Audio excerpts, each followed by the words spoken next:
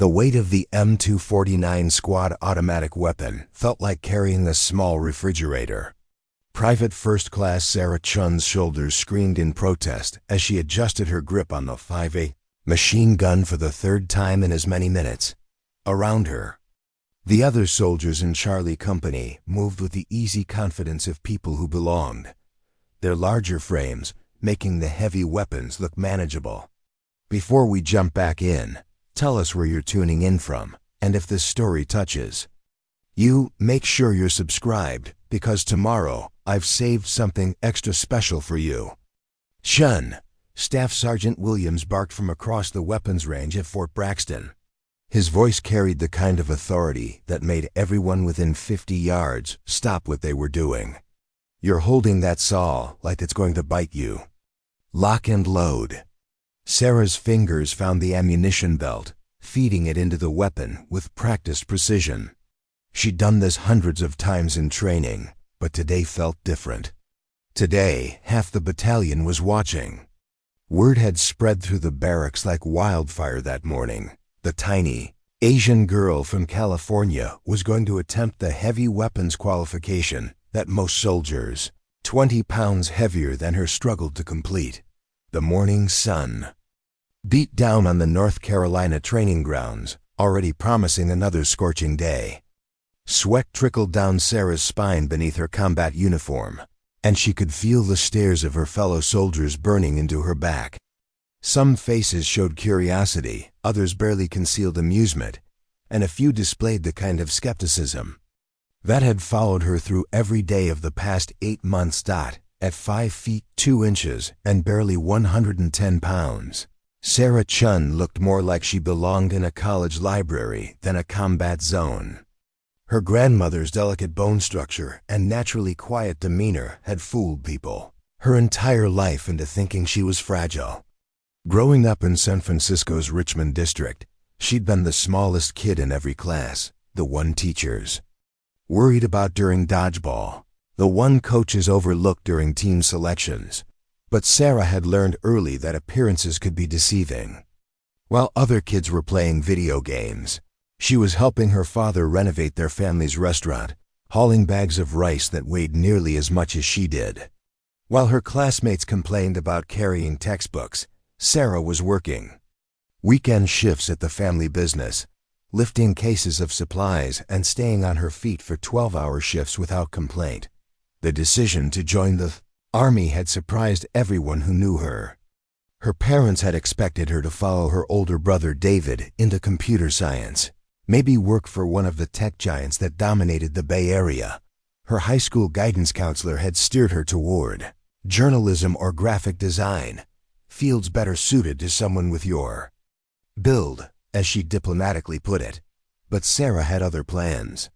She'd watched the news coverage of conflicts overseas, seen soldiers her age making life and death decisions, protecting people who couldn't protect themselves. Something deep inside her had responded to that calling, a voice that whispered she could do more than people expected, be more than what her physical appearance suggested. The recruiter at the strip mall recruiting station had been polite but doubtful. Master Sergeant Rodriguez had gone through the standard questions, his eyes constantly returning to Sarah's slight frame. When she'd expressed interest in combat arms, he'd paused his typing and looked at her directly for the first time. "Look, Sarah, can I call you Sarah? The Army has lots of great opportunities for someone with your background. Intelligence, communications, logistics. These are important jobs, essential to our mission. You don't have to prove anything by trying to keep up with guys who outweigh you by 50 pounds. Sarah had met his gaze steadily. "I want to be where I can make the biggest difference. If that means proving myself, then that's what I'll do." Rodriguez had sighed and continued typing, but she'd caught him shaking his head when he thought she wasn't looking. Even then, even before she'd shipped out to basic training, the doubt had begun. Basic training at Fort Moore had been a revelation, and a trial by fire rolled into one. The drill sergeants had taken one look at her during the first formation and immediately begun what they called special attention.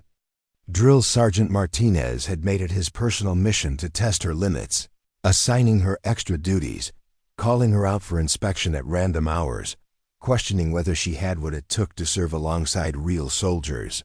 "Chun! Heed! Bellow across the parade ground. Drop and give me 20. And I want to see perfect form, not this half push-up garbage."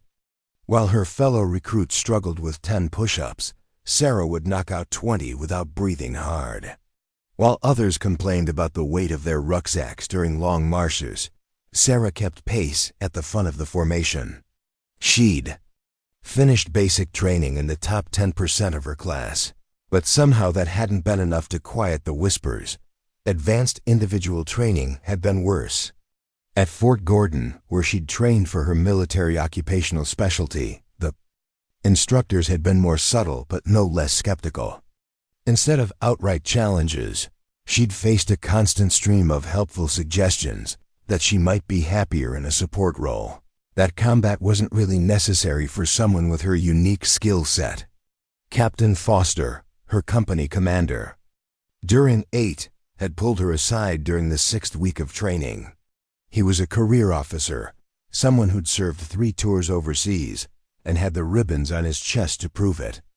His office walls were covered with photos from deployments, unit citations, and commendations that spoke to a lifetime of military service.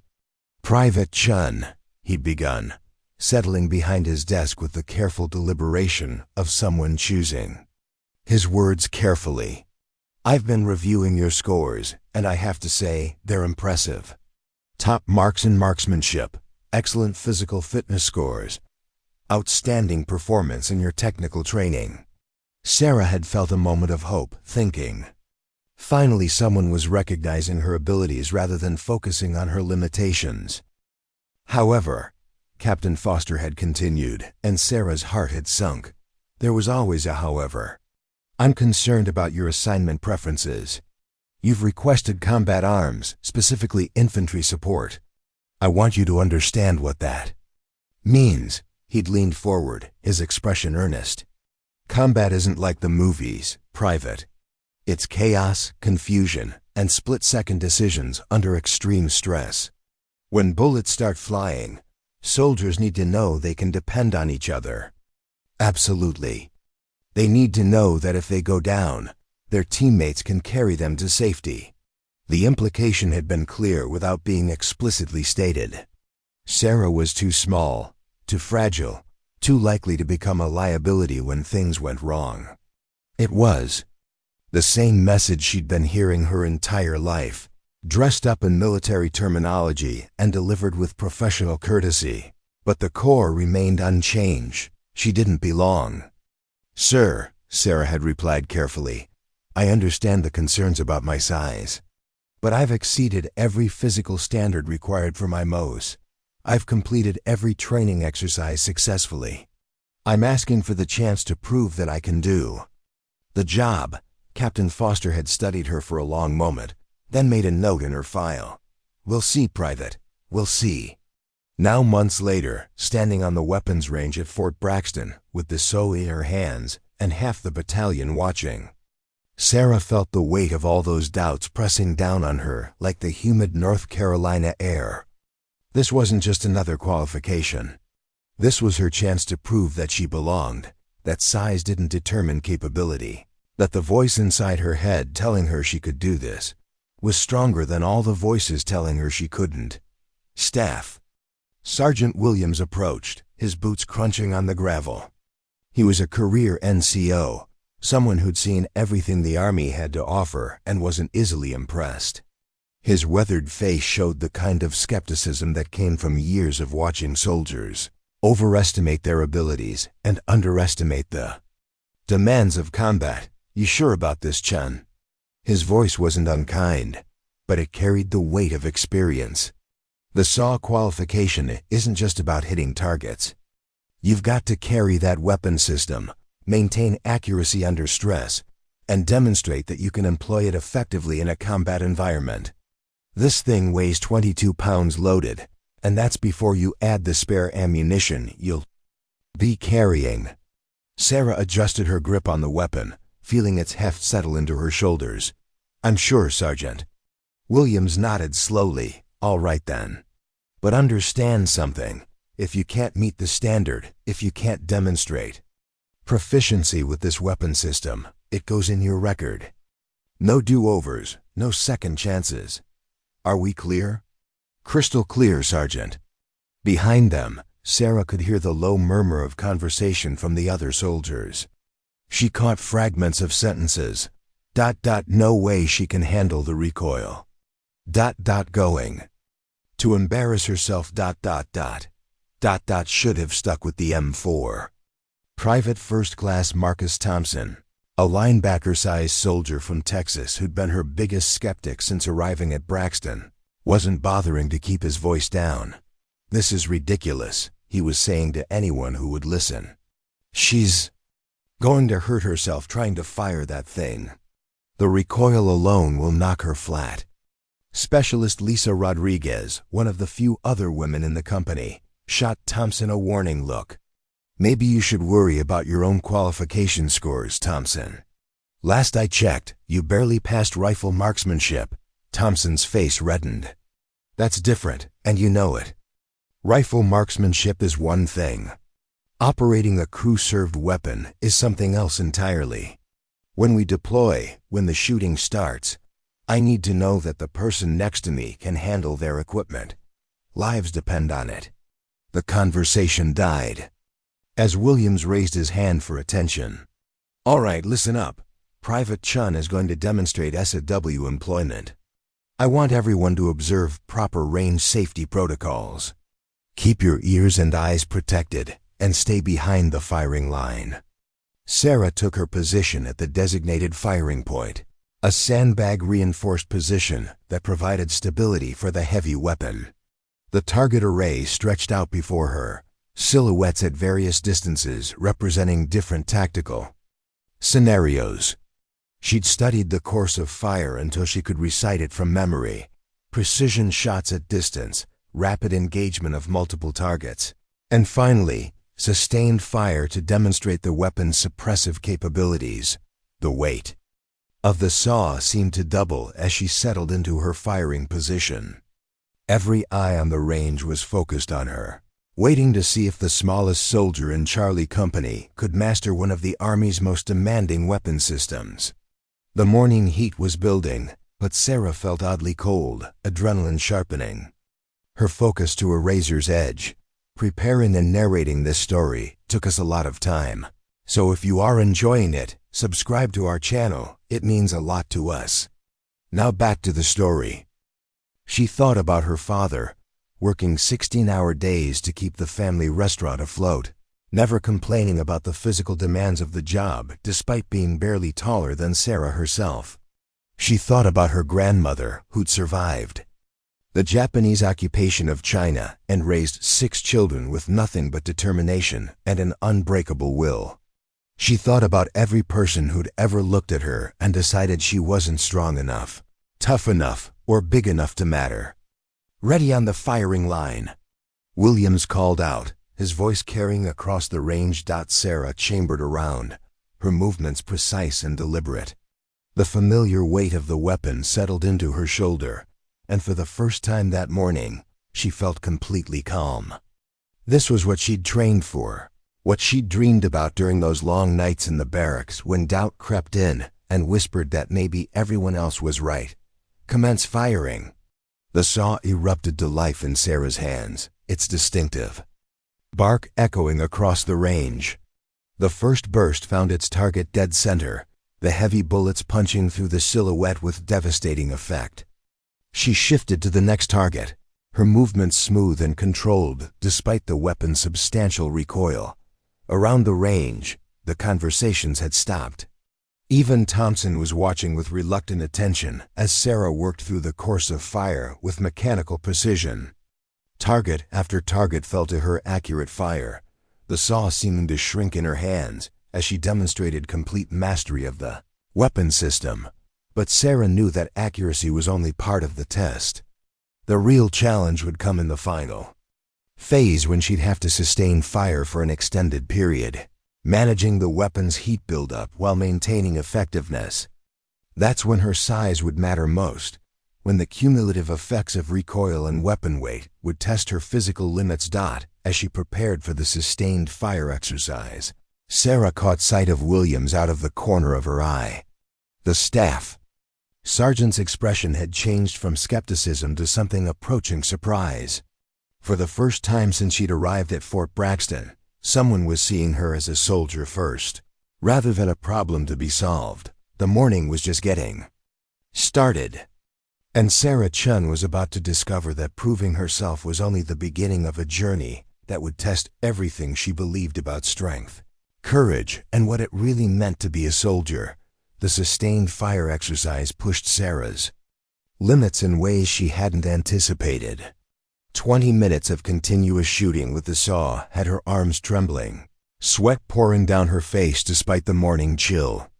The weapon's barrel glowed cherry red, requiring careful barrel changes that tested both her speed and her ability to handle the scalding metal components safely. When the final buzzer sounded, Sarah's ears were ringing despite her hearing protection. She cleared the weapon with practiced efficiency, setting it down on the firing table as Williams approached with his clipboard and stopwatch. The rest of Charlie Company had fallen silent, waiting for the verdict that would either validate their skepticism or force them to reconsider their assumptions. Williams studied his notes for what felt like an eternity before looking up. "Qualifying score," he announced simply. "Above average accuracy, proper weapon handling, successful completion of all phases." He paused, his expression unreadable. "Good work, Chen." The response from the watching soldiers was mixed. A few offered genuine congratulations, but Sarah could see the disappointment on faces like Thompson's. They'd expected her to fail, and her success complicated their neat categories about who belonged in combat roles. That afternoon brought news that would change everything. Captain Blake Morrison, Charlie Company's commanding officer, called Sarah to his office with instructions that sent ripples of speculation through the barracks. Morrison was a decorated combat veteran with 2 Bronze Stars and a reputation for being fair but demanding. Soldiers didn't get called to his office for routine matters. Morrison's office reflected his personality, spartanly decorated but meticulously organized. Maps of various global hotspots covered one wall, while another displayed unit photos from his previous assignments. Behind his desk hung a single-framed certificate. His Ranger tab, earned during what Sarah had heard were some of the most challenging months of military training imaginable. "Sit down, Private Chun." Morrison's voice carried the kind of quiet authority that didn't need to be raised to command attention. "I've been reviewing your training records, and I have to say, they make for interesting reading." Sarah remained at attention until Morrison gestured toward the chair across from his desk. "Sir, your marksmanship scores place you in the top 5% of soldiers in this battalion. Your physical fitness test results exceed the male standard despite your weight category. Your technical proficiency ratings are outstanding across the board." Morrison leaned back in his chair, studying Sarah with calculating eyes. "So why do you think every NCO in this company has concerns about your deployment readiness?" The question hung in the air like a challenge.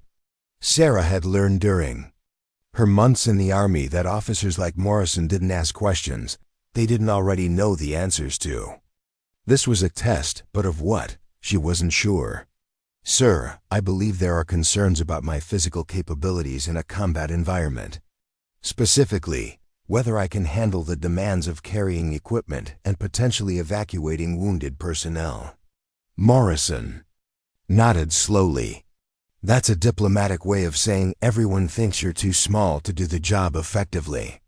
He opened a folder on his desk, scanning its contents. "Here's the situation, Chun. This company is scheduled for deployment to Afghanistan in 8 weeks. Forward Operating Base Wolverine, Helmand Province. Our mission will involve both base security and patrol operations in hostile territory." Sarah felt her pulse quicken. Afghanistan. Real combat. real missions, real opportunities to prove that her years of training had been worth it. But Morrison's expression suggested this wasn't necessarily good news. Before any soldier deploys with this unit, they need to demonstrate combat readiness under realistic conditions. Not just range qualifications or physical fitness tests, but actual tactical scenarios that approximate battlefield conditions. Morrison closed the folder and fixed Sarah with a direct stare. "I'm offering you the chance to participate in our pre-deployment exercise. 2 weeks of intensive training culminating in a 72-hour field problem that will test every skill you've learned." Sarah's heart hammered against her ribs. This was it, the opportunity she'd been working toward since the day she'd walked into that recruiting station. "Sir, I accept." Morrison's eyebrows rose slightly. "You haven't heard the conditions yet. This isn't a standard training exercise, Chun. You'll be evaluated alongside soldiers who've been doing this for years.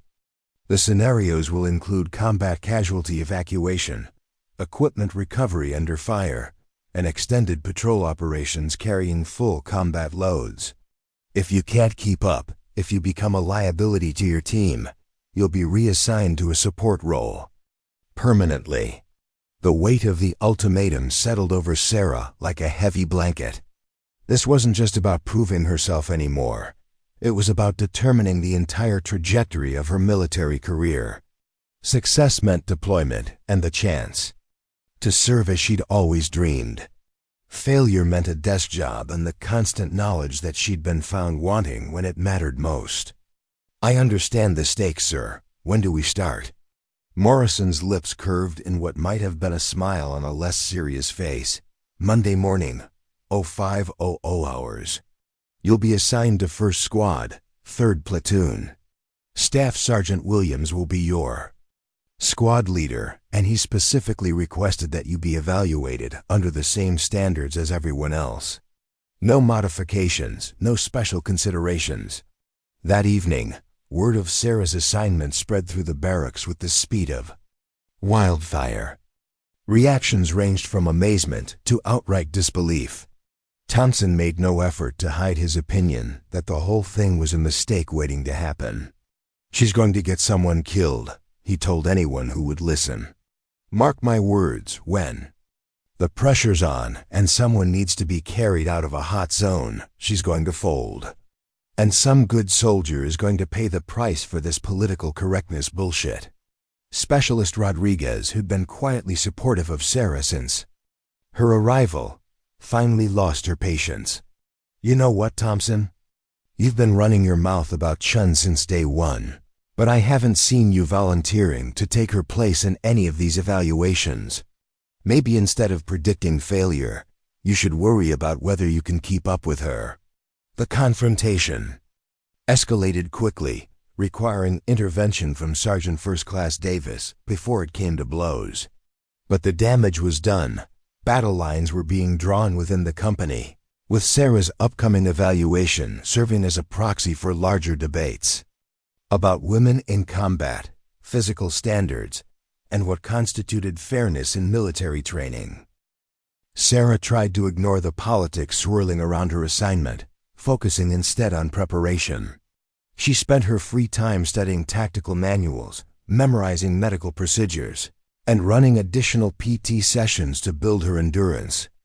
But late at night, when the barracks grew quiet and she lay staring at the ceiling, doubt crept in like smoke under a door. What if Thompson was right? What if her determination wasn't enough to overcome the simple mathematics of body weight and muscle mass? What if, when bullets were flying and someone's life hung in the balance, she proved to be exactly the liability everyone expected? The weekend before the exercise began, Sarah called home for the first time in weeks. Her parents' voices, tinged with concern and pride in equal measure, reminded her why she'd chosen this path in the first place. "Your grandmother wants to talk to you," her mother said, and Sarah heard the phone being passed across the room. "Sarah?" Her grandmother's voice, still strong despite her 87 years, carried across the miles like a lifeline. "Tell me about this training." Sarah explained the situation as best she could without revealing operational details. Her grandmother listened without interruption, occasionally making small sounds of understanding that suggested she grasped the implications better than Sarah had expected. "You know," her grandmother said finally, "when I was young in China, people used to say that small boats couldn't survive in big storms. They said we needed large ships with heavy anchors to weather the rough seas." She paused, and Sarah could picture her sitting in the San Francisco apartment, surrounded by photos of family members who'd overcome their own impossible odds. "But I learned something during the war years, something the big ship people never understood. Small boats are fast. Small boats can navigate shallow waters that sink the heavy ships. And when the storm comes, small boats survive because they bend with the wind instead of breaking against it." The conversation stayed with Sarah through the weekend as she made final preparations for what could be the most important 2 weeks of her military career. Her grandmother's words echoed in her mind as she checked and rechecked her equipment, ensuring that every piece of gear was properly maintained, positioned for maximum efficiency. Monday morning arrived gray and cold, with a penetrating mist that made everything feel damp and unwelcoming. Sarah reported to the company formation area at 0445, 15 minutes early despite being told to arrive at 0500. She wasn't surprised to find several other soldiers already present. Nerves and anticipation had a way of disrupting sleep schedules. Williams appeared promptly at 0500, carrying a thick folder and wearing the expression of someone who'd seen too many training exercises to be impressed by anything short of perfection. Behind him came the other members of First Squad, Corporal Jake Stevens, a quiet professional with 3 deployments under his belt; Private First Class Amy Martinez, a medic whose reputation for competence preceded her; and Private Daniel Foster, a recent graduate of infantry school who was nearly as nervous about the evaluation as Sarah. "Listen up," Williams began without preamble. "The next 2 weeks will determine whether this squad deploys as a cohesive unit or whether we make personnel changes before we ship out. Every one of you will be evaluated on individual performance and team integration. There are no participation trophies here. You either meet the standard or you don't." He opened his folder and began reading from a typed sheet. "Phase 1 begins this morning with equipment familiarization and team-building exercises. You'll be issued full combat loads and expected to maintain them throughout the evaluation period. Phase 2 involves tactical movement and communication drills. Phase 3 culminates in the 72-hour field problem that Captain Morrison mentioned." Sarah felt the familiar knot of nervous energy in her stomach as Williams continued his briefing. This was it, the moment she'd been preparing for since basic training. Everything she'd learned, every doubt she'd overcome, every small victory she'd achieved had led to this opportunity to prove that size didn't determine capability. "Questions?" Williams asked, scanning the faces of his squad members. Sarah raised her hand. "Sergeant, what exactly constitutes failure during the evaluation?" Williams studied her for a moment before answering. "Inability to complete assigned tasks, compromise of mission objectives due to individual limitations, or requiring assistance that endangers other team members." His expression softened slightly. "But understand something, Chun. I'm not looking for reasons to fail you. I'm looking for reasons to trust you with the lives of my soldiers. Big difference." The first day's activities were designed to establish baselines and identify potential problems before they became critical issues.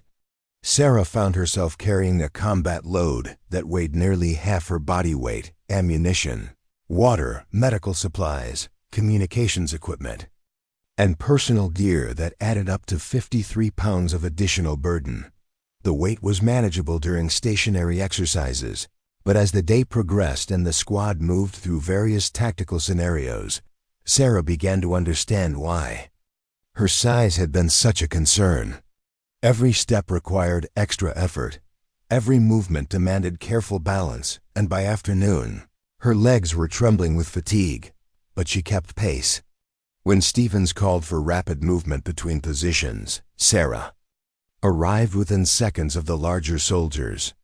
When Martinez demonstrated medical procedures that required lifting and manipulating a full-sized adult, Sarah adapted techniques that compensated for her size limitations. When Foster struggled with communications equipment, Sarah stepped in to help despite her own exhaustion. By evening, when Williams called for equipment inspection and debriefing, Sarah had survived her first day without major incident. But she could see the skepticism still lingering in her squad leader's eyes, and she knew that survival wasn't enough. The real test was still coming, and failure would mean the end of dreams she'd carried since childhood. As she cleaned her equipment that night, preparing for whatever challenges tomorrow would bring, Sarah thought again about her grandmother's words about small boats and big storms. The storm was coming. She could feel it building around her like pressure before thunder. Soon, she'd discover whether she was strong enough to bend without breaking, or whether the skeptics had been right all along. Day 3 of the evaluation brought Sarah's first real test of adaptation under pressure. The training area had been transformed overnight into a mock Afghan village, complete with mud brick buildings, narrow alleyways, and hidden observation posts designed to simulate insurgent activity. The morning briefing revealed their mission: clear the village of hostile forces, while protecting civilian actors, who would complicate every tactical decision. Sarah's squad would be working alongside 2nd Squad, led by Sergeant First Class Patricia Hayes, a veteran with 4 combat deployments and a reputation for aggressive tactics. Hayes had made her opinion of Sarah's assignment crystal clear during the previous day's planning session. "I don't care what anyone says about equal opportunity," Haas had told Williams within Sarah's hearing. "When my soldiers' lives are on the line, I need to know everyone can pull their weight." Literally. Now crouched behind a concrete barrier as simulated gunfire erupted around them, Sarah found herself facing the kind of scenario that had haunted her training nightmares.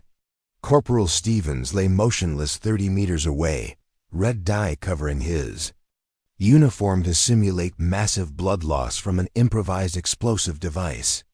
According to the exercise parameters, he had minutes to live without immediate medical evacuation. The problem was obvious to everyone watching. Stevens weighed 190 pounds, nearly twice Sarah's body weight. Moving him across open ground under simulated enemy fire would challenge soldiers much larger than her. The exercise controllers waited with clipboards, ready to document what they expected would be Sarah's first significant failure. "Chun," Williams called through the tactical radio network. "Stevens is your responsibility. Get him to the casualty collection point." Sarah's mouth went dry as she studied the terrain between her position and Stevens' location. 40 meters of broken ground with minimal cover, overlooked by enemy positions that would engage any movement with paint rounds marking lethal hits. The safe route would require carrying Stevens nearly 100 meters through a maze of obstacles designed to exhaust even the strongest soldiers. But Sarah had been studying the village layout since dawn, memorizing every building, every piece of cover, every potential line of advance. While the other soldiers had focused on the obvious routes, she'd noticed something they'd missed: a drainage ditch that ran along the village's eastern edge, invisible from the enemy positions, but leading directly to Stevens' location. The problem was obvious to everyone watching. Stevens weighed 190 pounds, nearly twice Sarah's body weight. Moving him across open ground under simulated enemy fire would challenge soldiers much larger than her. The exercise controllers waited with clipboards, ready to document what they expected would be Sarah's first significant failure. "Chun," Williams called through the tactical radio network. "Stevens is your responsibility. Get him to the casualty collection point." Sarah's mouth went dry as she studied the terrain between her position and Stephen's location. 40 meters of broken ground with minimal cover, overlooked by enemy positions that would engage any movement with paint rounds, marking lethal hits. The safe route would require carrying Stevens nearly 100 meters through a maze of obstacles designed to exhaust even the strongest soldiers. But Sarah had been studying the village layout since dawn, memorizing every building, every piece of cover, every potential line of advance. While the other soldiers had focused on the obvious routes, she'd noticed something they'd missed: a drainage ditch that ran along the village's eastern edge, invisible from the enemy positions, but leading directly to Stephen's location. Stevens was conscious but playing his role perfectly, groaning and calling for help while remaining motionless to simulate his injuries. Sarah quickly assessed his simulated wounds, according to her medical training, then began the delicate process of moving him into the drainage ditch without causing additional harm. The key was leverage, not strength. Sarah positioned herself at Stephen's head and shoulders, using the ditch's sloped sides to help roll him down into the concealed position. Then came the hard part, moving him 100 meters through the narrow channel while maintaining medical care and avoiding detection. Sarah had developed her technique during countless hours of additional training, working with sandbags and practice dummies while other soldiers relaxed during off-duty time. Instead of trying to carry Stephen's full weight, she rigged a makeshift sling from medical supplies and equipment straps, distributing his mass across her entire body while using the ditch walls for support. Progress was slow but steady. Every few meters, Sarah paused to check Stephen's simulated vital signs and adjust her grip. The exercise controllers followed her movement with growing amazement, marking her performance as she solved problems they hadn't expected her to encounter, much less overcome. 15 minutes after beginning the evacuation, Sarah delivered Stevens to the casualty collection point where Martinez waited with simulated medical equipment. The entire evolution had been completed without Sarah taking a single paint round hit, despite moving through terrain enemy controllers thought was impossible to navigate undetected. Williams approached as Sarah stripped off her muddy gear, his expression unreadable. "Where did you learn that technique?" "I developed it during personal training time, Sergeant. I figured if I was going to be evaluated on casualty evacuation, I should find methods that worked with my physical limitations." Hayes, who had been observing the exercise from the command post, walked over with obvious reluctance. "I have to admit, Chun, that was creative problem solving. But creativity won't help you when there's no drainage ditch and you're under real fire." The challenge in Hayes' voice was unmistakable, and Sarah recognized it as another test within the larger evaluation. "Sergeant, would you like me to demonstrate alternative techniques?" What followed was an impromptu class in battlefield improvisation that surprised everyone present. Sarah showed how medical litters could be rigged from equipment and clothing, how team lifting could be coordinated to maximize efficiency, and how terrain features could be used to assist in casualty movement. Her techniques weren't conventional, but they were effective and specifically adapted to work within her physical constraints. Day 5 brought urban warfare scenarios that tested different aspects of Sarah's capabilities. The exercise moved to a mock city environment where close-quarters combat and rapid decision-making took precedence over physical strength. Here, Sarah's smaller stature became an advantage rather than a liability, while larger soldiers struggled to navigate tight spaces and clear rooms efficiently. Sarah moved through the urban terrain with spider-like agility. Her ability to use concealment that wouldn't hide bigger soldiers allowed her to gather intelligence and coordinate attacks from positions her teammates couldn't access. During one particularly complex scenario, Sarah found herself separated from her squad after a simulated ambush scattered the team across several city blocks. According to the exercise parameters, she had to reach an objective building, gather intelligence, and coordinate extraction for a simulated hostage while avoiding roving enemy patrols. Sarah spent 20 minutes studying patrol patterns and civilian movement before making her approach.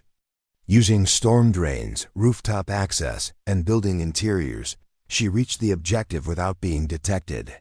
But the real challenge came when she discovered that the hostage was actually Specialist Jennifer Walsh from another company, a soldier who outweighed Sarah by 40 pounds and was simulating a leg injury that prevented normal movement. The extraction route led through 3 blocks of hostile territory to a landing zone where helicopter evacuation would be simulated. Sarah had no squad support, no heavy weapons, and no backup plan if the enemy detected her movement. What she did have was detailed knowledge of the urban terrain and a growing confidence in her ability to solve problems that conventional tactics couldn't address. Sarah rigged Walsh with an improvised harness that distributed her weight across Sarah's shoulders and hips, then began moving through the city using routes that larger soldiers would have found impossible. Fire escapes, utility corridors, and building maintenance areas became highways for the evacuation, allowing Sarah to avoid enemy patrols while maintaining steady progress toward the extraction point. The journey took 45 minutes and required constant adaptation as patrol patterns shifted and new obstacles appeared. Sarah had to hide in a dumpster while an enemy squad passed within feet of their position, climb a fire escape while supporting Walsh's full weight, and navigate a building's ventilation system to avoid a checkpoint that blocked their planned route. When Sarah finally delivered Walsh to the extraction point, the exercise controllers were documenting what they termed exceptional performance under adverse conditions. But more importantly to Sarah, her squad members were beginning to look at her differently. The skepticism was being replaced by something approaching respect, and even Hayes admitted that Sarah's unconventional approaches were producing results. Day 8 introduced the element that Sarah had been dreading: extended patrol operations carrying full combat loads over rough terrain. This was the scenario where her size disadvantage would be most pronounced, where determination and technique might not be enough to overcome simple physics. The patrol route covered 12 miles of mountainous terrain designed to simulate conditions in Afghanistan's highland provinces. Each soldier carried 80 pounds of equipment including weapons, ammunition, water, food, medical supplies, and communications gear. The mission required maintaining tactical movement while navigating obstacles, conducting reconnaissance, and being prepared for contact with simulated enemy forces. Sarah's pack felt like it was filled with concrete blocks as the patrol began its movement before dawn. Every step required conscious effort. Every incline became a test of will, and by the 3rd mile, her legs were screaming in protest. But she had learned something important during her weeks of additional training. Endurance was as much mental as physical, and her mind had been strengthened by months of proving herself against impossible odds. While other soldiers complained about the weight and took frequent breaks, Sarah maintained steady progress. She used hiking techniques learned during weekend training sessions, distributing the pack's weight efficiently and pacing herself for the long haul, rather than trying to match the larger soldiers' natural stride. At the halfway point, during a scheduled rest break, Foster began showing signs of heat exhaustion despite being nearly 50 pounds heavier than Sarah. His face was flushed, his breathing labored, and his movement becoming increasingly unsteady. Williams immediately called for medical evaluation, but the exercise parameters dictated that the patrol had to continue moving to avoid simulated enemy forces converging on their position. "Chun," Williams said quietly, "Foster's not going to make it carrying his full load. Can you handle additional weight?" Sarah looked at Foster's pack, calculating how much extra burden she could absorb while still maintaining mobility. "I can. Take his ammunition and medical supplies, Sergeant. That should lighten his load enough to keep him moving." What followed was a redistribution of equipment that pushed Sarah's limits to the breaking point. Her pack now weighed nearly 90 pounds, more than 80% of her body weight. But the alternative was leaving Foster behind or calling for extraction that would end the exercise for everyone. The final 4 miles tested every technique Sarah had developed for carrying heavy loads over difficult terrain.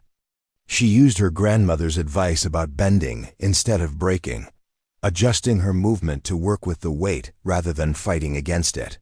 When the terrain became too steep for normal hiking, she used hands and feet to climb while the pack threatened to pull her backward. When stream crossings required precise balance, she moved with deliberate care that kept both herself and the extra equipment dry. Foster made it to the objective, and the patrol completed its mission within the prescribed time limit. But more importantly for Sarah's evaluation, she had demonstrated that her limitations could be overcome through preparation, technique, and an absolute refusal to accept failure as an option. That evening, as the squad cleaned equipment and prepared for the next day's challenges, Stevens approached Sarah with an expression she hadn't seen before. "I owe you an apology," he said simply. "I had my doubts about whether you belonged here, but you've proven me wrong. You're not just keeping up, you're finding ways to excel that the rest of us haven't thought of." Martinez nodded in agreement. "The way you handled Foster's situation today, taking on extra weight when he was struggling, that's what teamwork looks like. Size doesn't matter when someone's willing to sacrifice for the mission." But Sarah knew that the hardest test was still ahead. The 72-hour field problem would combine every challenge she'd faced into a single, extended scenario that would determine her future in the Army. She had survived the preliminary evaluations and even earned grudging respect from her teammates. But the final exam would push her beyond anything she had experienced. As she lay in her sleeping bag that night, listening to the sounds of the base settling into quiet around her, Sarah thought about how far she had traveled from that first day on the weapons range. The doubt was still there, would probably always be there, but it was balanced now by evidence that she could succeed when others expected her to fail. Tomorrow would bring new challenges, and in a few days, the field problem that would determine everything. But tonight, for the first time since arriving at Fort Braxton, Sarah fell asleep believing that she might actually belong here after all. The 72-hour field problem began at midnight on a Thursday with no warning except the sudden blare of emergency sirens throughout the barracks. Sarah bolted upright in her bunk, muscle memory from weeks of training taking over as she rolled out of bed and began dressing in the dark. Around her, the rest of First Squad moved with practiced efficiency, grabbing pre-positioned gear and weapons, while emergency lighting cast eerie shadows on the walls. "This is not a drill," William's voice crackled through the building's intercom system. "All personnel report to the motor pool in full battle rattle. Time hack 0015 hours. Sarah's hands moved automatically through her equipment checklist as adrenaline sharpened her focus. Kevlar helmet, body armor, ammunition pouches, medical kit, communications equipment. Everything had to be perfect because there would be no second chances during the next 3 days. The weight settled onto her shoulders like a familiar burden, heavy but manageable after weeks of conditioning. The motor pool buzzed with controlled chaos as Charlie Company assembled in the pre-dawn darkness. Soldiers checked equipment, loaded vehicles, and received hurried briefings from squad leaders who were operating from information as limited as their subordinates. Sarah could see the tension in everyone's faces. This was the evaluation that would determine deployment assignments and career trajectories. Captain Morrison appeared at precisely 0015, his uniform immaculate despite the late hour. Behind him came a group of officers Sarah didn't recognize, observers who would be documenting every aspect of the exercise for later analysis. She felt their eyes scanning the formation, cataloging strengths and weaknesses that would be discussed in reports she'd never see. "Listen up," Morrison's voice carried clearly across the motor pool. "Intelligence indicates that a terrorist cell has taken control of a village in our area of operations. Hostages have been taken, and there are reports of improvised explosive devices being emplaced throughout the region. Your mission is to conduct reconnaissance, gather intelligence, and be prepared for follow-on operations based on what you discover. Sarah felt her stomach tighten as Morrison continued the briefing. This wasn't the kind of training scenario where mistakes resulted in paintball hits and after-action reviews. The exercise controllers had designed something that would push every soldier to their absolute limits while testing leadership, decision-making, and unit cohesion under extreme stress. Transportation to the objective area departs in 30 minutes. Once you cross the line of departure, you're in enemy territory until the exercise concludes.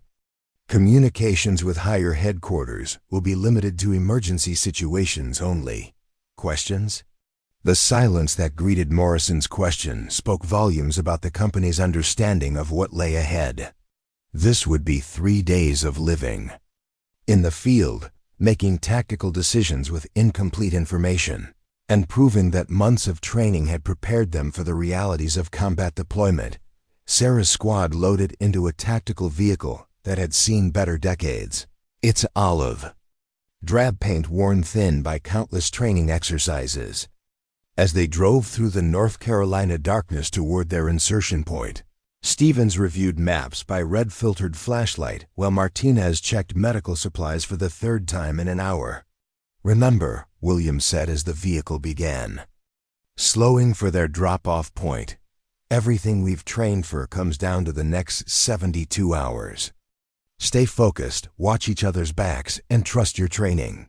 The insertion point was a dirt road intersection 30 kilometers from Fort Braxton, surrounded by dense forest that would conceal their initial movement. Sarah shouldered her pack and checked her compass bearing as the vehicle disappeared into the night, leaving First Squad alone in territory that suddenly felt genuinely hostile. Their first objective was a hilltop observation post 8 kilometers away, which would provide overwatch of the target village and allow for detailed reconnaissance. The route led through forest and farmland that exercise planners had seeded with various obstacles designed to test navigation, noise discipline, and tactical movement. Sarah found herself walking point for the squad, her smaller profile making her less visible as she navigated through dense undergrowth. Her grandmother's lessons about being a small boat proved prophetic as she slipped between trees that would have snagged larger soldiers, moving with a silence that impressed even Stevens. 2 hours into the movement, Sarah's training in unconventional tactics proved its value when she spotted the first challenge, a simulated minefield, blocking their planned route to the objective. Exercise controllers had placed training devices throughout a meadow that the squad needed to cross, sensors that would register movement and simulate explosive detonations, while Williams studied the obstacle and considered options for bypassing the minefield. Sarah was examining the terrain with different eyes. The meadow was bordered by a stream that was too deep for normal fording, but might be navigable for someone small enough to use fallen logs and exposed rocks as stepping stones. "Sergeant," Sarah whispered, pointing toward the stream, "I think I can find a route along the water that bypasses the sensors entirely." Williams looked skeptical. "That stream's moving pretty fast, Chun, and if you fall in, your equipment gets soaked and the noise will compromise our position." Sarah had already studied the water for several minutes, identifying a path that would work for her, but would be impossible for larger soldiers. "I can make it across, then establish a rope line for the rest of the squad. It's either that, or we add 6 hours to our movement time going around." After a brief internal debate, Williams nodded. "Do it, but if you get in trouble, we abort and find another route." What followed was 15 minutes of carefully controlled movement that felt like stepping through a minefield of water and stone. Sarah used her climbing experience and natural balance to navigate from rock to rock, her lighter weight allowing her to use handholds that wouldn't support heavier soldiers. When she reached the far side, she established anchor points and rigged a guideline that allowed the rest of the squad to cross safely. The technique worked so well that Williams called for a brief halt to document the procedure in his notebook. "That's going in my after-action report," he told Sarah. Creative problem-solving under pressure. Dawn found the squad in position on their hilltop observation post, concealed among rocks and vegetation while they studied the target village through binoculars and spotting scopes. The mock Afghan settlement spread out below them looked authentic, enough to transport Sarah's imagination halfway around the world, complete with civilian actors moving through narrow streets and conducting daily activities that would complicate any military operation. Sarah's role was photography and intelligence gathering, documenting everything she observed for later analysis. Through her camera lens, she began identifying patterns of movement, defensive positions, and potential threats that would be crucial for mission planning. Her attention to detail, sharpened by months of proving that she missed nothing, allowed her to spot things that other observers overlooked. "Sergeant," Sarah whispered, adjusting her camera's zoom, "I've got movement in the northwest corner of the village. Looks like someone's emplacing equipment near the market area." Williams shifted his binoculars to follow Sarah's observation. After a moment, he nodded grimly. "Good eye. That's definitely suspicious activity. Keep documenting." For 6 hours, the squad maintained their observation post while Sarah built a comprehensive intelligence picture of the village. She photographed buildings, recorded movement patterns, and identified what appeared to be defensive preparations being made by the hostile forces. Her small size allowed her to position herself in concealment that wouldn't hide larger soldiers, giving her optimal vantage points for gathering critical information. As afternoon turned to evening, Williams received radio orders that would test everything the squad had learned during their weeks of preparation. Intelligence indicated that hostages were being held in a compound on the village's eastern edge, and First Squad had been tasked with conducting a reconnaissance mission to determine the feasibility of a rescue operation. The mission required infiltrating to within 50 meters of the target building, gathering detailed intelligence about guard positions and building layout, and then extracting without being detected. Failure to maintain stealth would compromise the larger operation and potentially endanger the simulated hostages. Sarah volunteered for the reconnaissance mission before Williams could assign roles. "I can get closer than anyone else without being seen," she said simply. "And if something goes wrong, I'm fast enough to break contact and escape." Williams studied the terrain between their position and the target building. The route would require crossing open ground, navigating through occupied buildings, and approaching the target from a direction that provided minimal cover. It was exactly the kind of mission where Sarah's size and unconventional training would be most valuable. "You'll go in alone," Williams decided. "Get close enough to gather intelligence, but don't take unnecessary risks. If you're detected, abort and return to base." What followed was 3 hours of careful movement through hostile territory that tested every skill Sarah had developed during her military training. She used shadows and concealment to approach the village, then employed urban infiltration techniques to move through occupied buildings without alerting civilian actors or enemy forces. The target compound was a 2-story structure surrounded by a low wall with guards posted at obvious choke points. Sarah spent an hour studying the building from multiple angles, identifying windows, doors, and potential entry points, while documenting guard rotations and equipment positions. Her observations would be crucial for planning any rescue attempt. But as Sarah prepared to withdraw from her observation position, exercise controllers introduced a complication that hadn't been part of the original scenario. Simulated mortar fire began falling near the compound, and the guard force responded by increasing their alert status and conducting aggressive patrols through the surrounding area. Sarah found herself trapped in a storage building within the compound itself, unable to move without being detected by guards who were now actively searching for infiltrators. She had 2 choices: remain hidden until the alert status decreased, which might take hours and would prevent her from reporting critical intelligence, or find a way to extract immediately despite the increased security. Sarah chose a third option that no one had anticipated. Using equipment from her reconnaissance kit, she rigged a small distraction device that would draw guard attention away from her extraction route. The technique was something she'd developed during urban warfare training, using smoke grenades and noisemakers to create confusion while she moved through areas that should have been impossible to navigate undetected. The distraction worked perfectly, drawing guards toward a false alarm while Sarah extracted through a route that took her over rooftops and through drainage systems. She reached the squad's rally point with complete intelligence about the target compound and without being detected by enemy forces, who were still searching for infiltrators they were convinced existed, but couldn't locate. Williams reviewed Sarah's intelligence photographs and notes with obvious satisfaction. Outstanding work, Chen. This intelligence will be crucial for the next phase of operations. But Sarah knew that the exercise was far from over.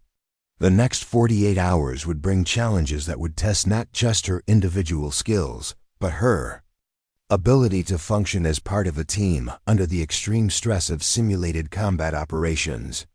She had proven that she could gather intelligence and navigate hostile territory, but the hardest tests were still ahead.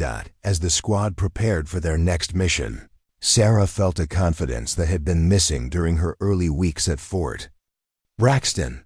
She was no longer the soldier who everyone expected to fail. She was becoming someone who found solutions to problems that others couldn't solve, who contributed capabilities that conventional training didn't address. The field exercise would continue for 2 more days, and Sarah suspected that the most demanding challenges had yet to be revealed. But for the first time since arriving at the base, she was eager to face whatever came next. She had found her place in the squad, and more importantly, she had found proof that her dreams of serving in combat weren't just possible, they were inevitable. Tomorrow would bring new tests, new opportunities to prove herself, and new chances to demonstrate that strength came in forms that couldn't be measured by physical standards alone. Sarah Chun was ready for whatever the exercise controllers could devise, confident in abilities that she was only beginning to understand. Hour 36 of the field exercise brought chaos in the form of a simulated chemical attack that changed everything. Sarah woke to the piercing wail of chemical alarms echoing through the forest, her training taking over as she rolled from her sleeping position and immediately began donning protective gear. Around her, the rest of First Squad moved with similar urgency, but in the pre-dawn darkness, confusion reigned. Gas! Gas! Gas!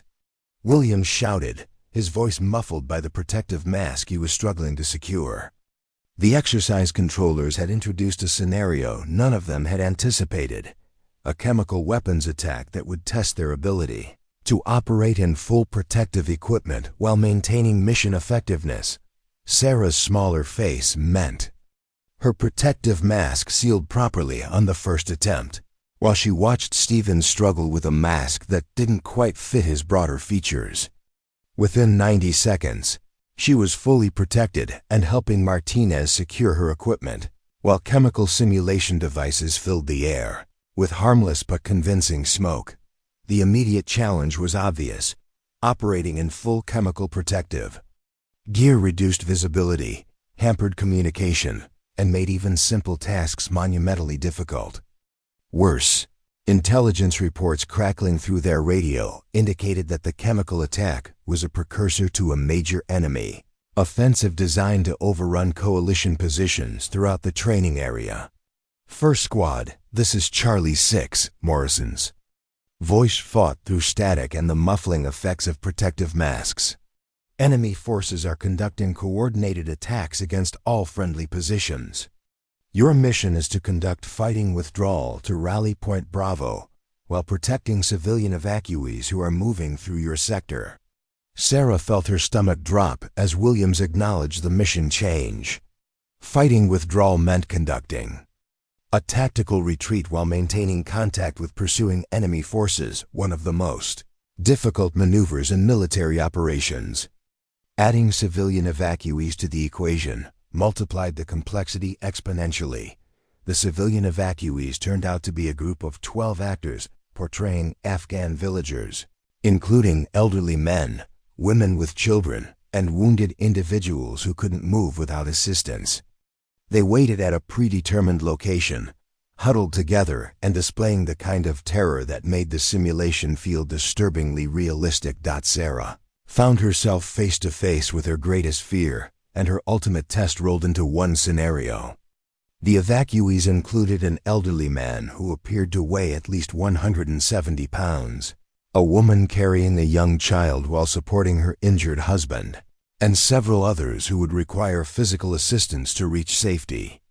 The route to Rally Point Bravo covered 5 kilometers of rough terrain that enemy forces were actively trying to interdict.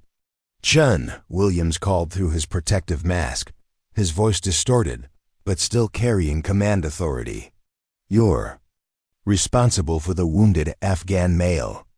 Get him to the rally point alive." The wounded evacuee was being portrayed by specialist Michael Torres from another company, an actor who'd been briefed to simulate a leg injury that prevented normal walking. Torres looked apologetic as Sarah approached, clearly understanding the physical challenge she was about to face. "I'll try to help as much as I can," Torres whispered, "but the scenario requires me to simulate severe pain and limited mobility." Sarah nodded, already calculating how to move a man who outweighed her by 60 pounds across 5 kilometers of hostile territory, while wearing chemical protective gear that made breathing difficult and vision limited. This was the moment that would define her entire military career. Success would prove that she belonged in combat, while failure would confirm every doubt that had been raised about her capabilities. The enemy attack began before the evacuation was fully organized. Simulated artillery fire erupted around their position as exercise controllers marked impacts with smoke and noise, makers designed to create realistic battlefield conditions. Through the chaos, Sarah could see enemy forces moving to flank their position, forcing an immediate departure from their relatively secure location. Sarah rigged Torres with a modified carry harness that distributed his weight across her shoulders and hips, then began moving toward Rally Point Bravo along a route that Williams had hastily plotted to avoid the heaviest enemy concentrations. The protective gear made every step a struggle, while Torres simulated injuries, required frequent stops to readjust his position, and maintain the illusion of medical care. Progress was agonizingly slow, while other squad members could maintain tactical spacing and provide security. Sarah found herself falling behind as Torres' weight accumulated into a crushing burden that tested every technique she'd learned for carrying heavy loads. Sweat poured down her face inside the protective mask, and her breathing became labored as the chemical gear restricted airflow. 1 kilometer into the movement, enemy forces made contact with devastating effect. Exercise controllers simulated a coordinated ambush that scattered the evacuation convoy and separated Sarah from the rest of her squad.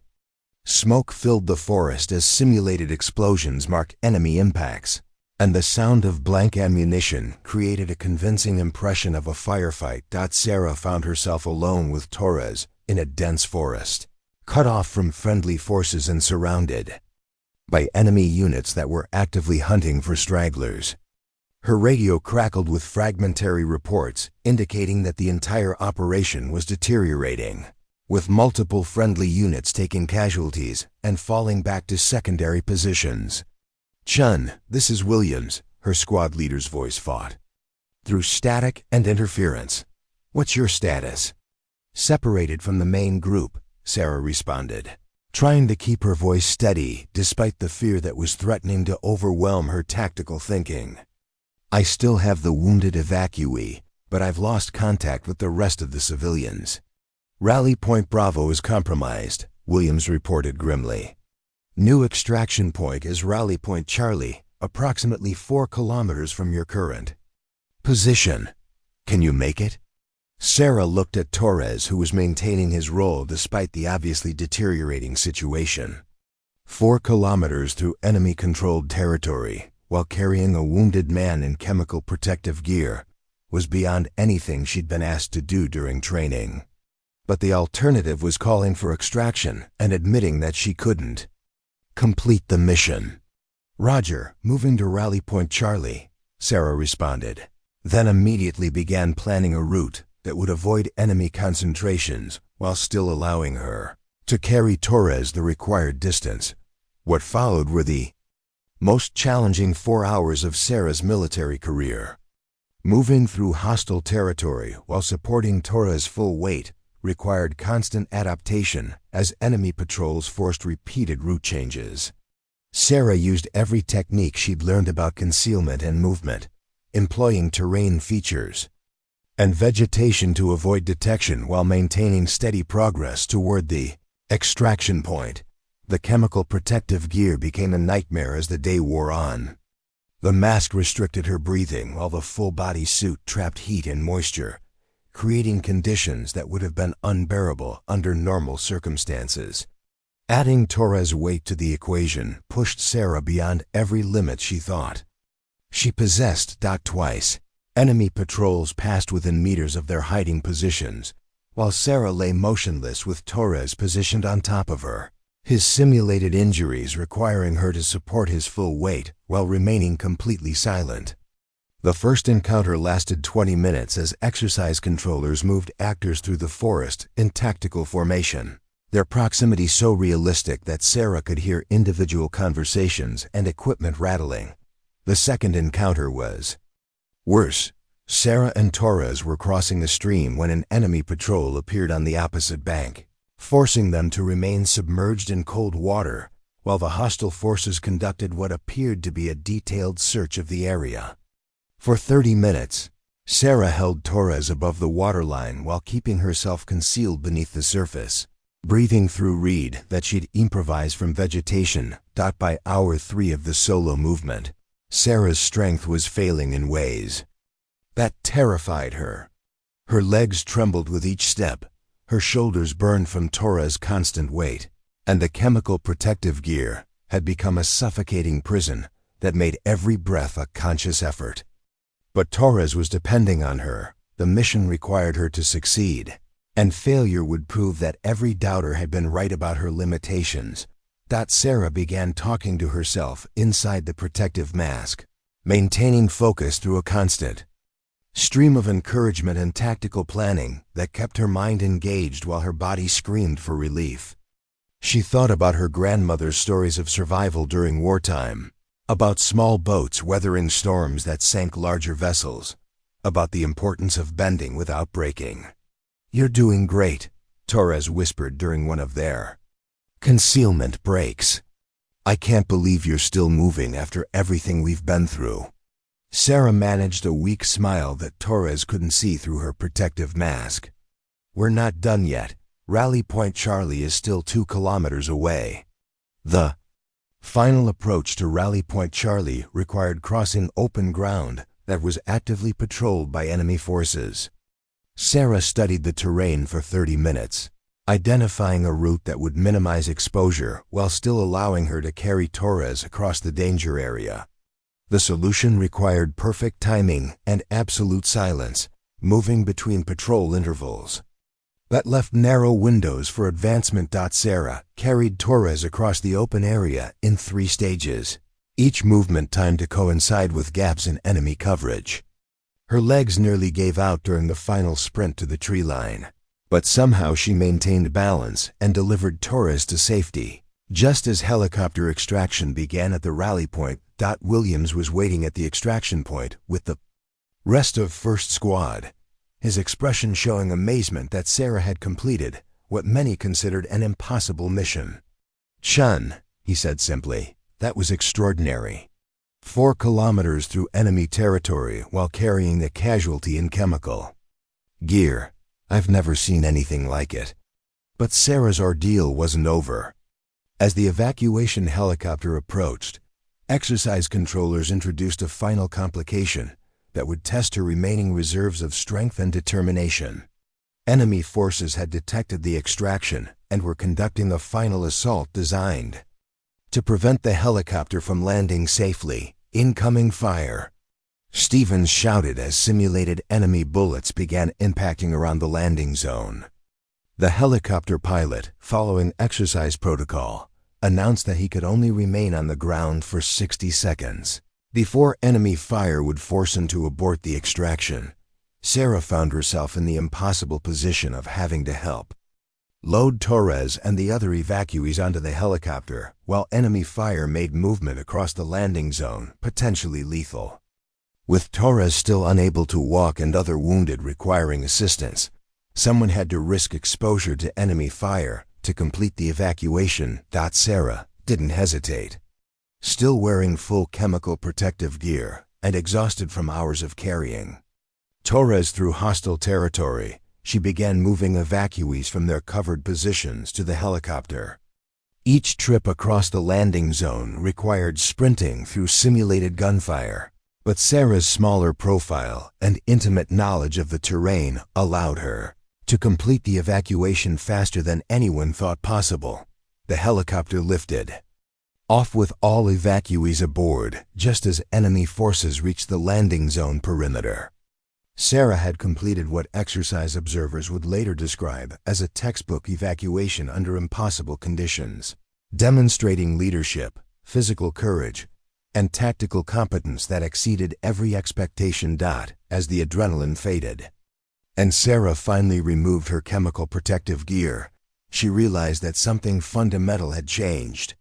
She was no longer the soldier trying to prove that she belonged. She had become the soldier that others looked to when the impossible needed to be accomplished. The field exercise would continue for another day, but Sarah knew that she had already passed the ultimate test. She had carried 3 soldiers to safety under the most challenging conditions imaginable, proving that strength came in forms that couldn't be measured by conventional standards. Her journey from doubted recruit to proven warrior was nearly complete. The debriefing room at Fort Braxton buzzed with an energy Sarah had never experienced before. Officers filled chairs around a conference table, while enlisted personnel lined the walls, everyone present to witness the after-action review of what senior leadership was already calling the most successful pre-deployment exercise in battalion history. Sarah sat between Stevens and Martinez, still processing the events of the past 72 hours while trying to comprehend the transformation she felt within herself. Asterisk. Colonel James Patterson, the battalion commander, entered precisely at 08:00 with the bearing of someone accustomed to command. Behind him came a group of senior officers Sarah didn't recognize, their presence suggesting that word of the exercise results had traveled beyond Fort Braxton's boundaries. The colonel's aide carried a thick folder of documentation that Sarah suspected contained detailed analyses of every decision made during the field problem. "Ladies and gentlemen," Colonel Patterson began, his voice carrying the authority that came from 3 decades of military service. "This after-action review will address one of the most comprehensive pre-deployment exercises we've conducted. The scenarios tested every aspect of small unit tactics under conditions designed to replicate the challenges you'll face in Afghanistan." Sarah felt her heart rate increase as Patterson's eyes swept the room, briefly making contact with hers. Before moving on, she knew that her performance during the chemical attack evacuation had been documented by exercise observers, but she had no idea how that documentation would be interpreted by senior leadership. "The exercise statistics are remarkable," Patterson continued, opening the folder his aide had provided. "Mission completion rate exceeded 90% despite scenarios designed to challenge conventional tactical approaches. Casualty rates were the lowest we've recorded for this type of training. Most significantly, several soldiers demonstrated innovative problem solving that will be incorporated into our training doctrine moving forward." Captain Morrison stood as Patterson nodded in his direction. "Sir, Charlie Company's performance exceeded all expectations." First Squad in particular demonstrated exceptional adaptability and mission focus. Private First Class Chun's actions during the evacuation phase deserve special recognition. Sarah felt every eye in the room turn toward her as Morrison continued his report. Chun completed a solo evacuation movement covering 4 kilometers through hostile territory while carrying a wounded civilian in full chemical protective gear. She then coordinated helicopter extraction under enemy fire, ensuring that all evacuees reached safety despite overwhelming tactical disadvantages. Colonel Patterson studied Sarah with the calculating expression of someone reassessing initial assumptions. Private Chun, stand up. Sarah rose to attention, her mind racing through the possibilities of what might come next. Public recognition felt foreign after months of skepticism and doubt, but the colonel's expression suggested that her performance had generated genuine interest rather than mere courtesy. Your squad leader's report indicates that you employed unconventional tactics throughout the exercise. Care to explain your approach to the stream crossing incident during initial infiltration? Sarah took a breath, organizing her thoughts before responding. Sir, conventional tactics assume standard physical capabilities. When those assumptions don't apply, alternative solutions become necessary. The stream crossing used my size advantage to establish routes that larger soldiers couldn't navigate, then provided assistance to help the team overcome the obstacle collectively. Patterson nodded slowly. And during the evacuation phase, when you were separated from your squad? Sir, the mission required adapting to changing conditions while maintaining focus on the primary objective. Size disadvantages became advantages in concealment and movement, while endurance training compensated for strength limitations during casualty transport. What followed was 30 minutes of detailed questioning that felt more like a professional consultation than a typical military debriefing. Senior officers asked about techniques, decision-making processes, and adaptations that Sarah had developed. Through months of individual training, she found herself explaining concepts that she'd never articulated before, methods that had evolved through necessity rather than formal instruction. Major Lisa Hendricks, the battalion operations officer, leaned forward with obvious interest.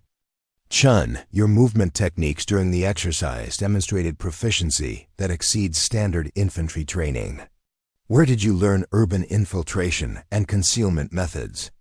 Sarah hesitated before answering, unsure whether her unconventional preparation would be viewed positively.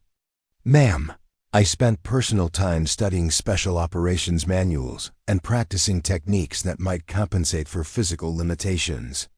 The goal was developing capabilities that would make me an asset rather than a liability to any unit. The room fell silent as the implications of Sarah's statement registered with the assembled leadership. She had essentially taught herself advanced tactics that most soldiers never encountered outside of specialized schools, driven by a determination to succeed that had pushed her beyond conventional training boundaries. Colonel Patterson exchanged glances with several of his staff officers before addressing Sarah directly.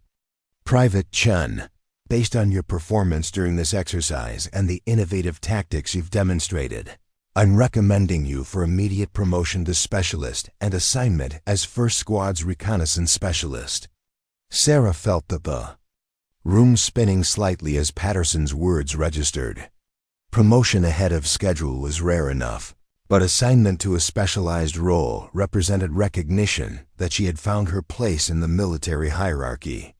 Around her, she could see nods of approval from soldiers who had witnessed her transformation from questioned recruit to proven performer.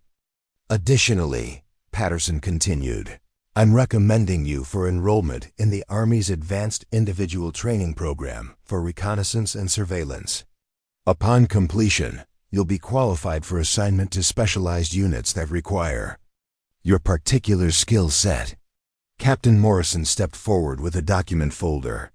Sir, I've also prepared paperwork recommending Chun for the Army Commendation Medal based on her actions during the evacuation phase.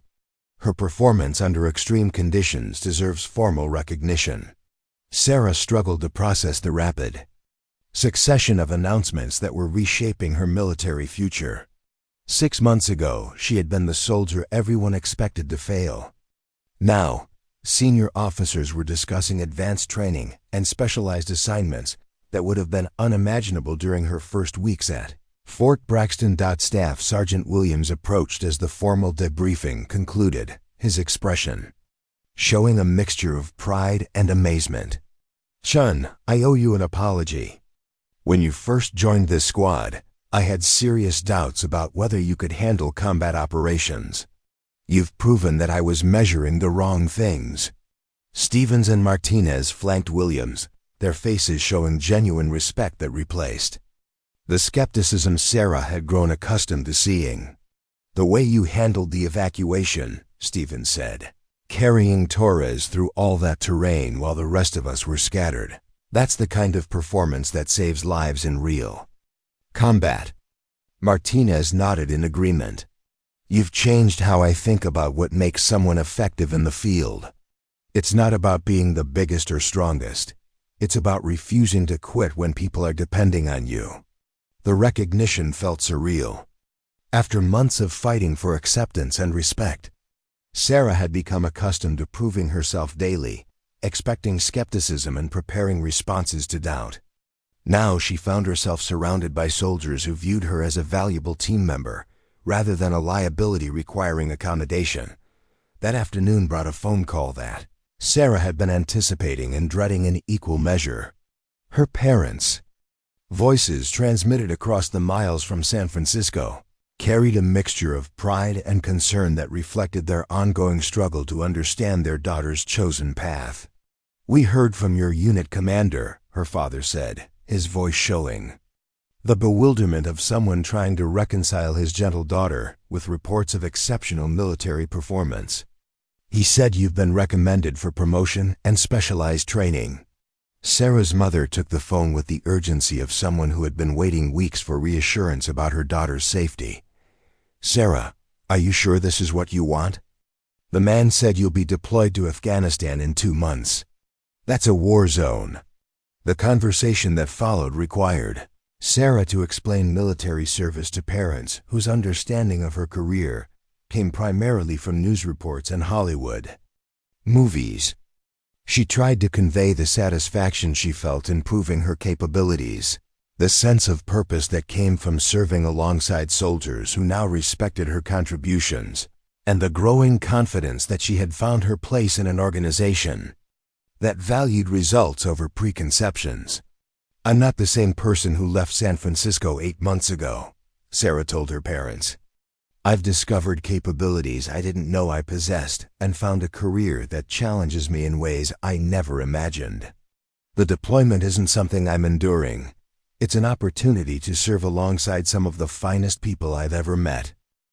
Her grandmother's voice came through the phone with the clarity of someone who had witnessed enough life changes to recognize transformation when she saw it. "You sound different, Sarah. Stronger, more certain of yourself." Sarah smiled, thinking about her grandmother's advice about small boats and big storms. "I've learned that strength comes in forms that people don't always recognize immediately. The Army has taught me that my size isn't a limitation. It's just a different set of parameters to work within." The week following the exercise brought a stream of visitors and observers who wanted to understand the techniques Sarah had developed for overcoming physical limitations in tactical environments. Training officers from other units requested demonstrations of her movement and concealment methods, while medical personnel studied her load-carrying adaptations for potential incorporation into standard training protocols. Sarah found herself in the unexpected position of teaching techniques to soldiers with more experience and formal training than she possessed. The irony wasn't lost on her. The soldier who had been questioned about her ability to contribute was now being asked to share knowledge with others who faced similar challenges. During one such demonstration, Master Sergeant Rodriguez from the recruiting station appeared among the observers. Sarah recognized him immediately as the NCO, who had tried to steer her toward support roles during her initial enlistment process. His presence at Fort Braxton suggested that word of her performance had reached the recruiting command. "Private Chun," Rodriguez said after the demonstration concluded, "I remember our conversation about career fields when you first enlisted. I have to admit, I was wrong about your potential in combat arms." Sarah accepted the acknowledgement gracefully, understanding that Rodriguez's initial skepticism had been based on limited information rather than personal bias. "Sergeant, you were working with the information available at the time. I hadn't proven anything yet." Rodriguez nodded thoughtfully. "Your story is going to be valuable for recruiting soldiers who don't fit traditional physical profiles. Mind if I use your experience as an example of what's possible with determination and proper training?" The request represented a complete reversal of Sarah's relationship with military bureaucracy. Instead of fighting for acceptance, she was being asked to help others understand that acceptance was possible for soldiers who approached challenges with creativity and persistence. 2 weeks after the exercise, Sarah received orders that would define the next phase of her military career. Assignment to Afghanistan as scheduled, but with additional duties as a reconnaissance specialist and trainer for unconventional tactics. Her deployment would include responsibilities that extended beyond her original military occupational specialty, reflecting recognition that her capabilities had evolved beyond standard classifications. As Sarah prepared for deployment, she reflected on the journey that had brought her from doubted recruit to recognized specialist. The transformation hadn't happened overnight. It had required months of additional training, countless hours of proving herself, and a willingness to find solutions where others saw only problems. But most importantly, it had required the courage to believe in herself when others didn't, to persist when conventional wisdom suggested she should quit, and to demonstrate that strength came in forms that couldn't be measured by traditional standards. Sarah Chun had become exactly the soldier she had dreamed of being, ready to serve in combat alongside teammates who valued her contributions and respected her abilities. The deployment to Afghanistan would bring new challenges and opportunities to prove herself under real combat conditions. But Sarah faced those challenges with confidence earned through months of overcoming impossible odds and skeptics who had underestimated her determination to succeed. 3 years after her deployment to Afghanistan, Specialist Sarah Chun stood before a classroom of officer candidate school students at Fort Moore, Georgia, her uniform displaying ribbons that told the story of a military career that had exceeded every expectation. The Bronze Star with Valor device caught the afternoon light streaming through the windows, while her Combat Action Badge and Afghanistan campaign medal spoke to experiences that had transformed her from a questioned recruit into one of the Army's most innovative tactical instructors. The students before her represented the military's future leadership, college graduates, prior enlisted soldiers seeking commissions, and civilians who had chosen military service over corporate careers. Their faces showed the kind of polite attention that suggested they were still processing the disconnect between Sarah's slight physical presence and her impressive collection of combat decorations. Today we're discussing adaptive leadership. In unconventional warfare environments, Sarah began, her voice carrying the confidence that came from years of proving herself in situations that demanded immediate results. Specifically, how leaders identify and utilize capabilities that don't conform to traditional military models. Lieutenant Colonel Rebecca Walsh, the school's commandant, had introduced Sarah as a guest instructor whose combat innovations had been incorporated into Army doctrine. What the students didn't know was that Sarah's presence represented a fundamental shift in how the military approached questions of physical standards, gender integration, and adaptive tactics in modern warfare. Sarah's deployment to Afghanistan had become legendary within certain circles of the military community. Her unit's tour at Forward Operating Base Lightning in Kunar Province had involved some of the most challenging operations of the war, including village clearance missions, hostage rescues, and intelligence-gathering operations that required exactly the kinds of unconventional approaches Sarah had perfected during training. The defining moment of her deployment had come during Operation Desert Falcon, a mission to extract 3 captured humanitarian workers from a Taliban compound in the mountains near the Pakistani border. Conventional assault tactics had been ruled out due to the hostages' proximity to their captors, and aerial bombardment risked civilian casualties that would have created international incidents. Sarah had volunteered for a reconnaissance mission that required infiltrating the compound, gathering intelligence about guard positions and building layouts, and identifying potential rescue routes. The mission demanded someone small enough to navigate air vents and drainage systems, skilled enough to avoid detection by experienced insurgents, and capable enough to coordinate extraction if the situation deteriorated. The infiltration had taken place over 2 nights, with Sarah spending 14 hours inside the enemy compound while her teammates provided overwatch from positions nearly a kilometer away. Using techniques she'd developed during training, Sarah had mapped the entire facility, identified guard rotations, and located the hostages' exact position within the building complex.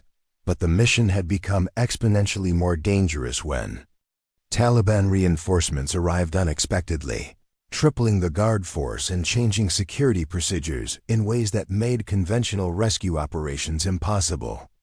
Sarah had found herself in a position where she could either extract with the intelligence she'd gathered or attempt to coordinate the hostages' escape during the confusion created by the increased security presence. Sarah had chosen to stay, using her intimate knowledge of the compound's layout to guide the hostages through escape routes that avoided guard positions. The evacuation had required moving 3 civilians through ventilation systems, drainage tunnels, and rooftop access routes that only someone of Sarah's size could navigate while assisting others. The operation had culminated in a running firefight, as Sarah led the hostages toward an extraction point where her squad waited with close air support from Apache helicopters. During the final approach, one of the hostages, Dr. Emily Watson, a medical volunteer from Seattle, had been wounded by shrapnel from a grenade that Sarah had thrown to create a diversion. Sarah had carried Dr. Watson the final 800 meters to safety while coordinating airstrikes against pursuing Taliban forces. The evacuation had succeeded, but only because Sarah had been willing to risk her own life to ensure that 3 innocent people reached safety despite overwhelming tactical disadvantages. The Bronze Star citation had specifically mentioned Sarah's exceptional courage and tactical innovation under extreme combat conditions, but the award represented more than individual recognition. It had validated an approach to military service that emphasized adaptability and creative problem-solving over conventional measures of combat effectiveness. The question you need to ask yourselves as future leaders, Sarah told the OCS students, is whether you're prepared to recognize and utilize capabilities that don't fit standard classifications. The soldiers you'll command will bring diverse strengths to your units, and your success will depend on your ability to match those strengths to mission requirements. A student in the front row raised his hand. "Ma'am, how do you balance accommodating individual limitations with maintaining unit standards?" Sarah smiled, recognizing the question as one she'd been answering in various forms for years. "The key is distinguishing between standards that ensure mission accomplishment and standards that exist because they've always existed. Physical fitness requirements that enable soldiers to perform their duties are non-negotiable, but assumptions about how those duties must be performed are often opportunities for innovation." The discussion that followed covered topics that had become central to military personnel policy: adaptive equipment, modified training protocols, and leadership approaches that maximize individual potential while maintaining unit cohesion. Sarah found herself explaining concepts that had evolved through years of practical application: theoretical frameworks that had emerged from her experiences as both a student and teacher of unconventional tactics. After the class, Lieutenant Colonel Walsh approached with a proposal that would define the next phase of Sarah's military career. "Chun, I've been authorized to offer you a direct commission to second lieutenant and assignment to our Advanced Tactics Development Program. Your innovations have attracted attention at the Pentagon level." Sarah considered the offer carefully, understanding its implications for her future and the military's evolution. Accepting the commission would mean transitioning from someone who implemented tactical innovations to someone who developed doctrine and trained other leaders to recognize and utilize diverse capabilities. "Ma'am, what would my responsibilities include?" Walsh handed Sarah a classified briefing folder. "You'd lead a team developing adaptive tactics for special operations forces. The program focuses on situations where conventional approaches are inadequate or impossible, requiring creative solutions that utilize non-standard capabilities." The opportunity represented everything Sarah had worked toward since joining the Army, a chance to influence military operations at the strategic level while ensuring that other soldiers with unconventional capabilities could serve effectively in combat roles. It was also an acknowledgement that her approaches had proven valuable enough to deserve institutional support. "I accept, ma'am." 6 months later, Second Lieutenant Sarah Chun found herself at Fort Bragg, North Carolina, leading a classified program that trained special operations personnel in adaptive tactics and unconventional warfare techniques. Her team included soldiers from various backgrounds who had demonstrated innovative approaches to tactical challenges, creating a laboratory for developing methods that maximized individual capabilities within military frameworks. The program's first major success had come during training exercises with Navy SEALs who were preparing for operations in urban environments that required infiltration capabilities beyond standard military training. Sarah's techniques for moving through confined spaces, utilizing building infrastructure for concealment, and coordinating operations from positions that larger operators couldn't access had proven immediately applicable to real-world missions.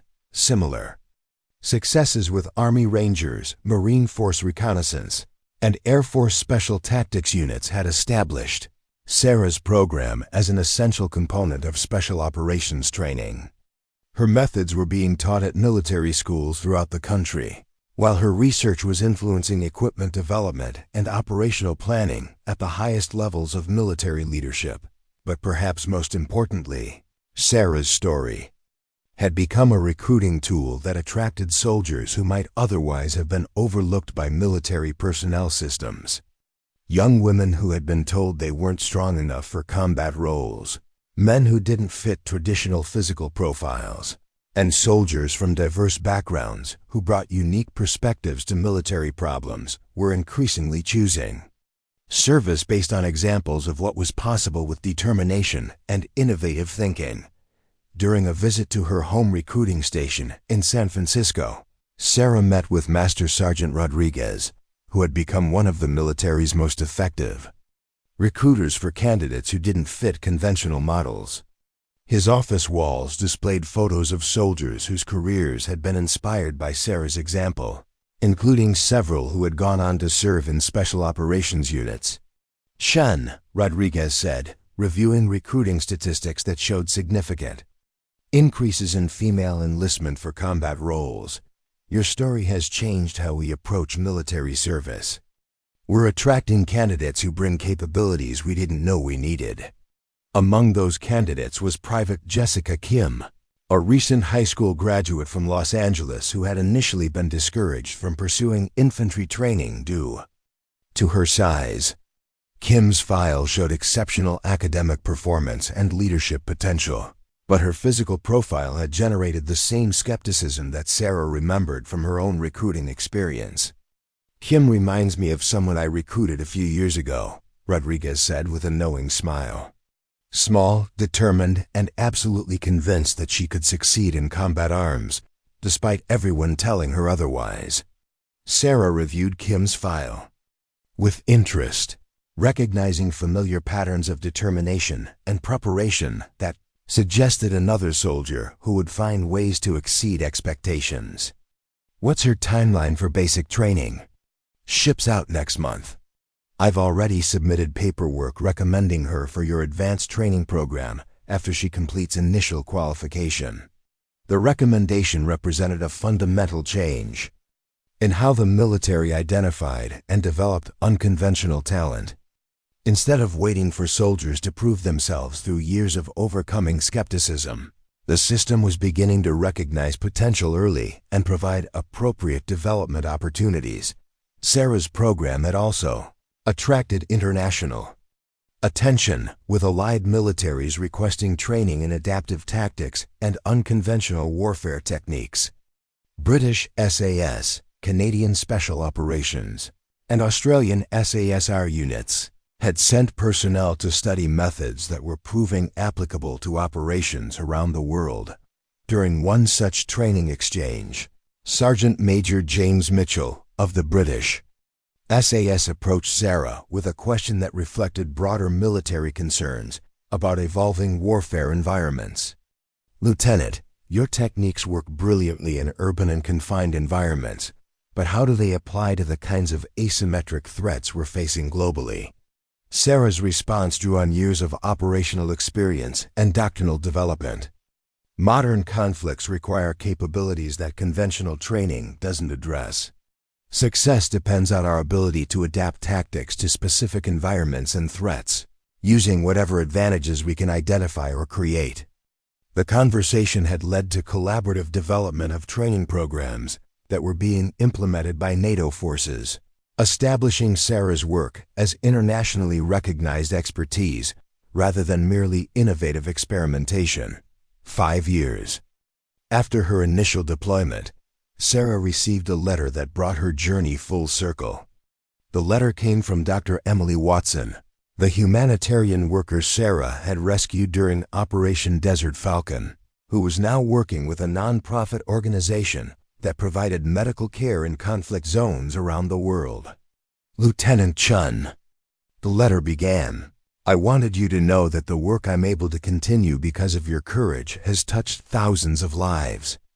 Last month, I opened a medical clinic in Syria that's providing care for refugees who have nowhere else to turn.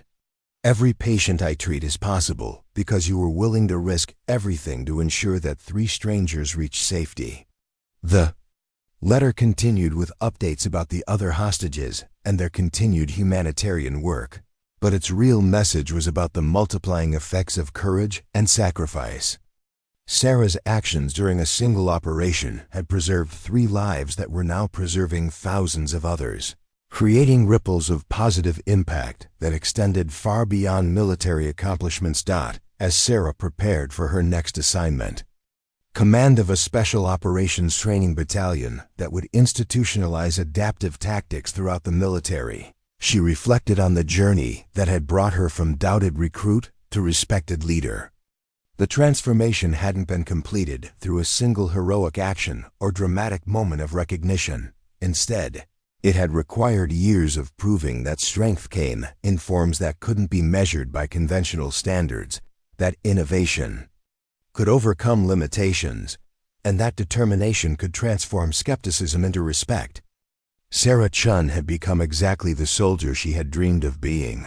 But more importantly, she had helped create a military that recognized and developed diverse capabilities rather than simply accommodating them. The young woman who had been told she was too small for combat had become a leader who helped others discover that they were exactly the right size for whatever mission they chose to pursue. Her legacy wouldn't be measured in decorations or promotions, but in the soldiers who would serve effectively, because she had proven that conventional assumptions about military service could be challenged, changed, and ultimately transcended. Sarah's story had become proof that the military's greatest strength lay not in uniform capabilities, but in its ability to adapt and evolve, by recognizing that exceptional performance could come from the most unexpected sources. Up next, you've got 2 more standout stories right on your screen. If this one hits the mark, You won't want to pass these up. Just click and check them out. And don't forget to subscribe and turn on the notification bell so you don't miss any upload from US.